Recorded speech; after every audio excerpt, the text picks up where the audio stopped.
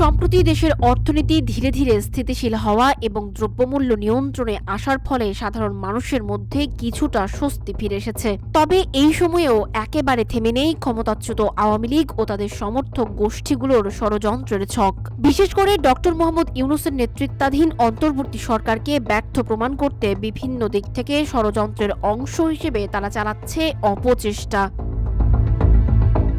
যতটা সম্ভব রাজনৈতিক অস্থিরতা সৃষ্টি করতে দেশের পরিস্থিতি অস্থিতিশীল রাখতে পরিকল্পিতভাবে সাইবার যুদ্ধে মেতে উঠেছে আওয়ামী লীগ ও তাদের অনুগত গোষ্ঠী। দেশীয় এবং আন্তর্জাতিক পর্যায় থেকে নানা কৌশলে তারা মিথ্যা তথ্য, গুজব এবং উস্কানি ছড়িয়ে দিয়েছে, যা সোশ্যাল মিডিয়ায় ব্যাপকভাবে ছড়িয়ে পড়েছে। বিশেষত রাতের সময়ে তাদের ভার্চুয়াল যুদ্ধ আরও তীব্র হয়, যেখানে বাম সংগঠনগুলোর সহায়তায় একাধিক টেলিভিশন চ্যানেল, সংবাদ পোর্টাল এবং ইউটিউবার সহ ফ্যাসিস্ট মিডিয়া দলের সাথে হাত মিলিয়ে এসব অপপ্রচার চালিয়ে যাচ্ছে।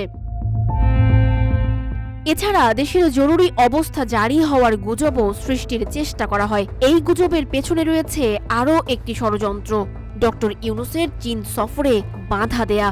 তাদের লক্ষ্য ছিল যে ইউনূস চীন সফর করতে যাতে না পারেন। দেশের নানা অঞ্চলে পরিকল্পিত হামলা এবং গুজব ছড়িয়ে তারা জনগণের মনোবল ভেঙে ফেলতে চেয়েছিল।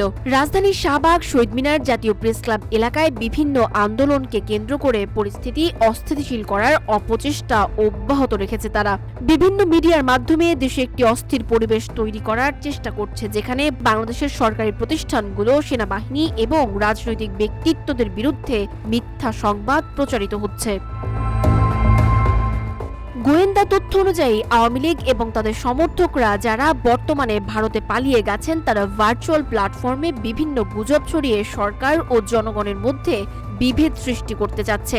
তাছাড়া তাদের উদ্দেশ্য ছিল দেশের অস্থির পরিস্থিতি তৈরি করা এবং জনগণের মধ্যে ভীতির সৃষ্টি করা।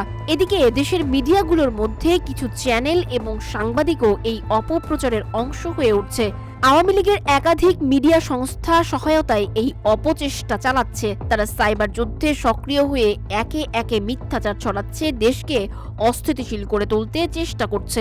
এছাড়া সোশ্যাল মিডিয়াতে আরও একটি গুরুত্বপূর্ণ বিষয় উঠে এসেছে, বাংলাদেশে সিআরআই এবং আওয়ামী লীগ পরিচালিত 1 লাখ সাইবার যোদ্ধার সক্রিয়তা।